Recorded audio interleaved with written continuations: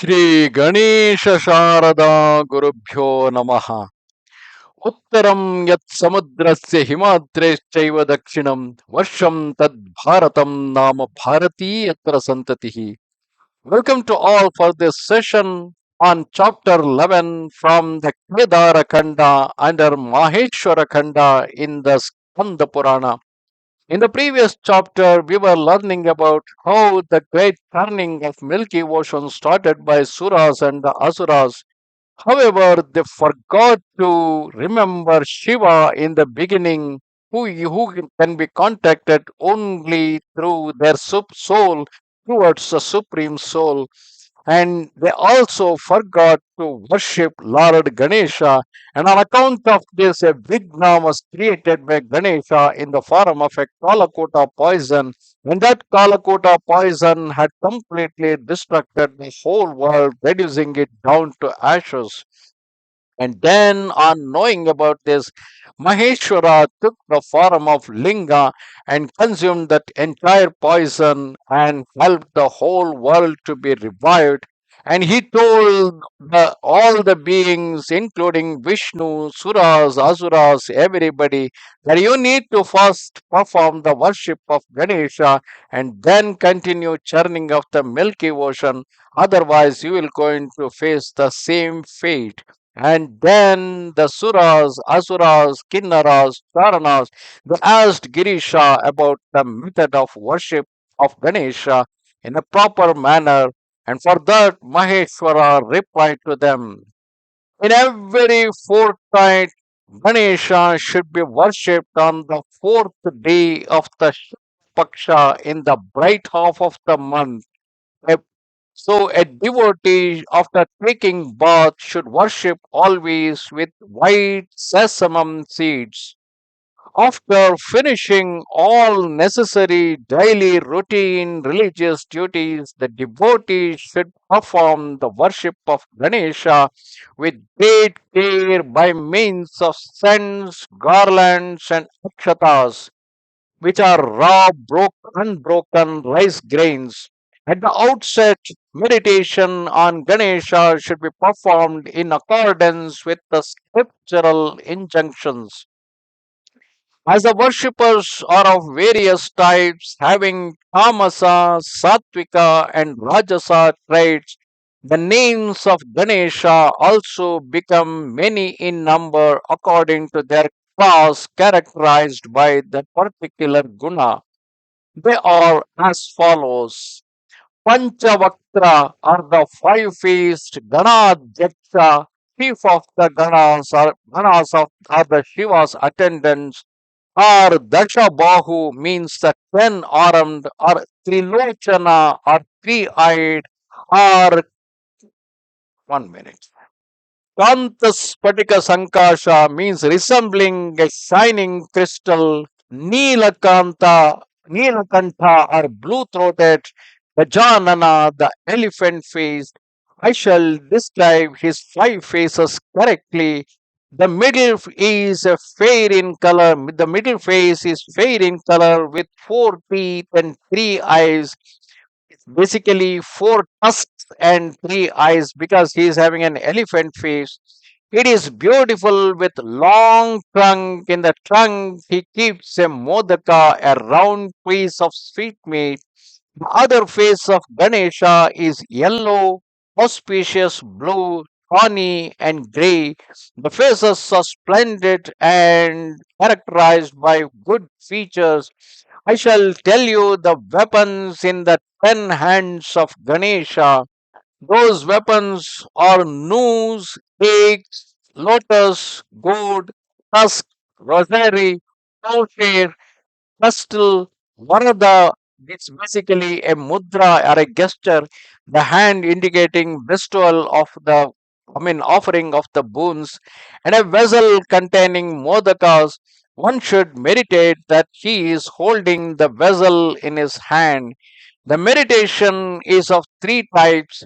In Sattvika meditation, contemplate thus that he is the Lambodara or pot bellied, and Virupaksha of uneven eyes are the three eyed, Nimita, sacred thread, are worn like a garland. He is having a girdle. He is seated in the yogic posture. The crescent moon adorns his head. In the Rajasa meditation, as in the case of men or the human beings, the deity was pure golden complexion. He is elephant face and supernatural. He has four hands, three eyes, one tusk, and a huge belly. In Tamasa meditation, he holds a noose and a goat in his hand. The Lord holds a tusk and a vessel of modakas. He is blue in color. Thus, there are three types of dhyana or the meditation. Thereafter, the worship should be begun quickly by you all. 21 Durva grass blades are to be taken. Two blades of grass are offered after uttering one name. Thus, 10 names are uttered and 20 blades of grass are offered. In the end, all the names are uttered and one blade of grass is offered to the Lord of Ganas. Similarly, 21 modakas should be offered, one, two for each name, and one at the end uttering all the names. I shall mention the 10 names intended for worshipping separately. The names are Ganadhipa, means the Lord of Ganas, Umaputra, a son of Uma, Aghanashana, mean destroyer of sins. Vinayaka, Ishaputra means the son of Lord Shiva.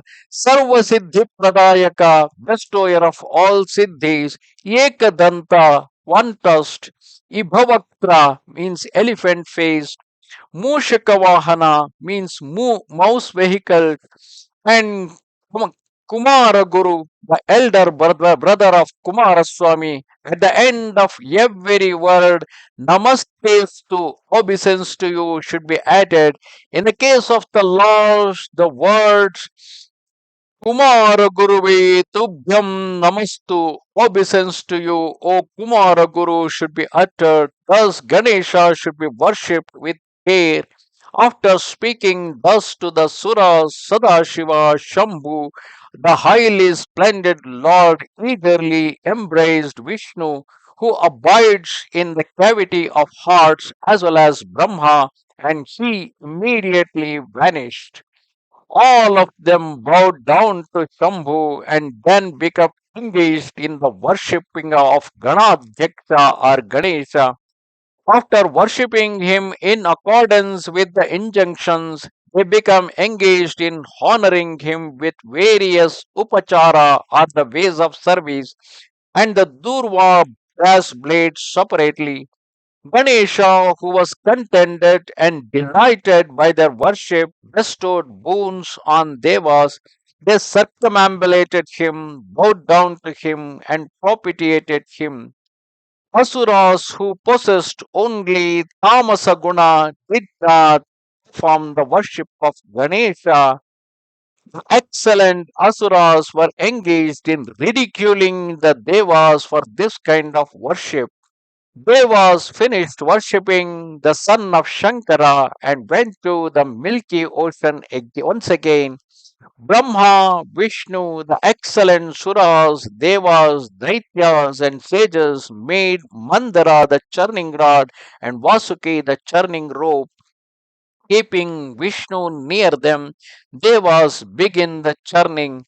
When the ocean was being churned, it was the moon that came out at outset for the purpose of realizing the objectives of all Devas. He was full of nectar. Shaunakas then immediately asked the question to the Lomasha Sutamuni, O sage of holy rites, was the moon formerly how was the moon formerly placed in the ocean? By whom was he placed? It was told by you formerly that the excellent gems like the elephant, etc., had been cast into the ocean. O Lord, tell me all these things briefly in the beginning. After understanding this, these all of us shall later describe them. On hearing their words, Suta began his narrative. Chandra is watery in nature. O Brahmanas, he was born as the son of Tri. He was endowed with all good qualities. He was born of Anasuya from a part of Brahma. Durvasa was born from a part of Rudra, and Dattatreya or Datta was born from the part of Vishnu. On seeing the milky ocean being churned, Chandra became delighted. On seeing the moon, the milky ocean too became extremely attached to him. Since both of them liked each other, Chandra entered the ocean. Let this be heard, O excellent Brahmanas. In front of and in the presence of Devas, Chandra became filled with nectar. On seeing the splendor of Chandra, the Nirajana writes, waving of the light around the face. The Nirajana was immediately performed by the group of Devas with respect to Chandra, along with the loud and tumultuous sounds of musical instruments, drums of various types and conchs. They all then bowed down to him along with Suras, Asuras, and Danavas. Then they asked Garga about the genuine inherent power of Chandra. Thereupon Garga told them, all the planets are powerful today. All the excellent planets are in their central positions. Therefore, they are beneficial to you. Guru, mean the Jupiter, has come in conjunction with Chandra, the moon. Buddha has also come in his, Buddha basically stands for Mercury, has also come in contact. So also the sun, Shukra, the Venus, Shani, the Saturn, and the great planet Angaraka, the Mars. Hence, the power and influence of Chandra is very excellent for the realization of your objectives. This Muhurta, being an auspicious time, named Gomanta, is the bestower of victory. At this encouraging assurance of the noble skilled Garga, the mighty Devas began to churn the ocean vigorously and roared lustily in their eagerness. Remembering Mahesha and Ganesha again and again, those noble souled Devas to of firm holy rites attained double strength. During churning, Surabhi, the divine cow, came out directly for the sake of the accomplishment of the tasks of Devas from the ocean that was roaring with the rumbling sound on all sides, tawny in color and with quite heavy udders, cow in a contented mood came very slowly floating over the waves. On seeing Kamadhenu, the wish yielding cow coming up, all Suras and Asuras showered flowers on that cow of unmeasured splendor. Various kinds of trumpets and musical instruments were played, and drums were beaten. He was brought from the middle of the water, surrounded by hundreds of cows. Among them there were cows of various colors such as blue, black, tawny, partridge colored, smoke colored, dark colored, red ones, wood apple colored, and reddish brown ones. Surabhi was seen accompanied by these cows. Sages who were delighted instantly entreated devas and asuras to give to them Kamadhenu, which was closely surrounded by them, by the Asuras and the Devas. These cows, along with Surabhi, should be given to all Brahmanas belonging to various Gotras. There is no doubt about it. On being requested by them, Suras and Asuras gave these cows to them in order to gratify Shiva. Those Surabhis were accepted by the noble minded sages of great auspiciousness and excessive merit. Then Punyahavachana, the formal religious declaration that this is an auspicious day. So one such kind of a Punyahavachana was performed for Suras by all those sages in order to enable Devas to achieve their objects and to cause destruction to the Asuras. All of them once again exerted themselves very well and turned the milk ocean.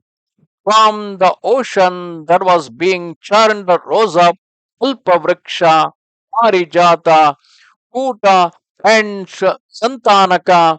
They set apart those trees on one side, like the city of Gandharvas. Immediately, those wise Suras and Asuras resumed the churning of the milk ocean powerfully in all earnestness.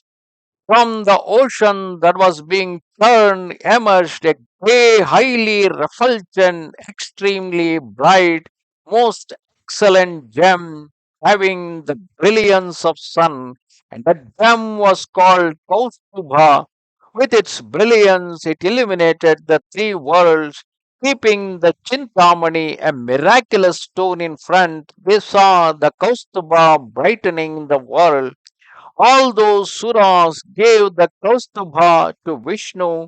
Suras and asuras of enhanced strength lustily roared again and began to churn the ocean, keeping Chittamani in the middle. From the ocean that was being churned rose up Uttarishravas, the wonderful gem of the horse, and then Airavata, the gem of an elephant, along with 64 other white elephants, each with four tusks, and in the rut. They set apart all these in the middle and turned once again. Many precious things then arose from the ocean that was being turned, namely the wine known as Vijaya, Bingi, garlic, turnip, the poisonous and highly intoxicating Datura, which causes too much of madness, and even Pushkara. All these were placed on the shore of the ocean without any hurry. Again, those great asuras turned the ocean along with excellent suras. As the ocean was being churned once again, the divine Lakshmi, the sole protector of the world, rose up from it. Those who are the knowers of Brahma call her Anmishiki or the metaphysics. Others praise her as Mula Vidya. Some competent persons call her Brahma Vidya. Some call her Siddhi or the success, or some call her Riddhi, the prosperity, or Agna, the command, and Asha, the hope. Some yogis call her Vaishnavi. Some exponents of Maya, always engaged in yogic practice, they call her Maya. All people call her Kena Siddhanta Yukta, the one associated with Brahman, the principle spoken of in the Kena Upanishad. Those who are equipped with power of knowledge, they call her Yogamaya. They saw Mahalakshmi coming slowly. She was very fair, youthful, and tender, with the filaments of lotus for her ornaments. She was sweetly smiling with beautiful teeth, a lady of slender shade. She had the fresh youthfulness as an adornment. Her garments and ornaments were variegated with the refulgence of many gems. Her lips were red like the bimba fruits. The nose was very beautiful, and the neck and the eyes were very splendid. She was very slender with fine waistline and splendid buttocks. The hips were large, her lotus like face was brightly illuminated by means of a number of gems that served the purpose of the lights in the Nirajana right for her face. Her face was fascinating and delightful. She was remarkably splendid with her necklaces and anklets. An umbrella was gorgeously held above her head. She was being fanned with voices gently shaken by the waves of Ganga, with chauris gently shaken by the waves of Ganga. She was riding a white elephant and was being eulogized by great sages. With the ends of her hand, she held a garland of the flowers of heavenly trees, along with jasmine flower. On seeing her, devas were eager to look at her at close quarters, but she, Mahalakshmi, the chaste lady, looked at devas, danavas, siddhas, charanas, and serpents in the same manner as a mother looks at her children with affection. Devas were glanced at by that Lakshmi, so they become prosperous instantaneously and were characterized by those indications of attainment of the kingdom. Daityas who were not glanced at by Lakshmi became devoid of the splendor, the royal glory. He glanced lovingly at Mukunda, who was blue in complexion like Kamala, whose cheeks and nose were handsome, who shone brilliantly with his superior person and was characterized by Srivatsa and looked at everyone mercifully. On seeing him, Lakshmi suddenly got down from her elephant with a garland of forest flowers still in her hand. With a broad smile, she put them around the neck of Supreme Being Vishnu, the garland that was wreathed by she herself and wherein bees swarmed together. He then sat there leaning on the left side of the great Atman. On seeing them, both Suras and Daityas experienced a wonderful joy. So also Siddhas, Apsaras are the celestial damsels, Kinnaras and Charanas. At that union of Lakshmi and Narayana, the delight of everyone was very great.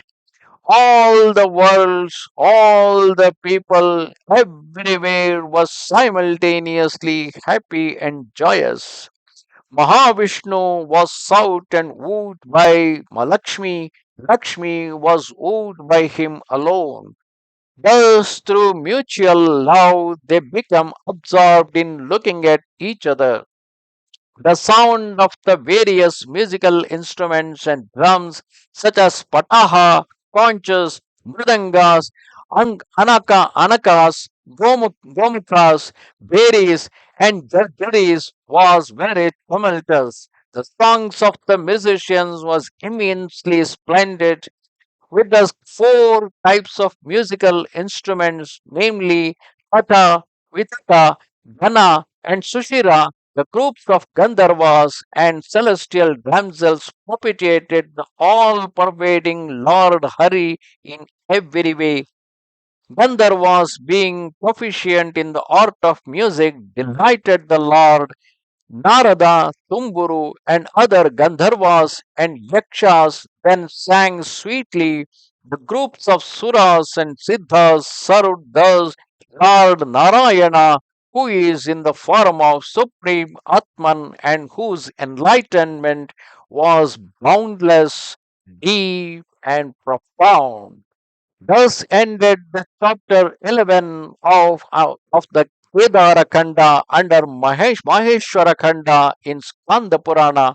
Thus, in this part of the story, on knowing their mistake, all the Suras worshipped Gajanana and requested him to ensure the safe completion of the churning of Milky Ocean, or the successful completion of churning of Milky Ocean, Ganesha blessed them so. However, the Daityas did not worship Ganesha, and because of that reason, we will going to see in the next chapter that they failed to get the nectar which was churned out of the Milky Ocean. However, following that, as both Suras and Asuras, they started churning the Milky Ocean vigorously. Several great gems appeared from there, and at the end of it, Mahalakshmi appeared from there, and she put a garland of the jasmine around the neck of Mahavishnu and got united with Mahavishnu, occupying his left part of the body. नमस्ते शारदा देवी काश्मीरपुरमासिनि त्वामहं प्रार्थये नित्यं विद्यादानं च देहि मे. Goodbye.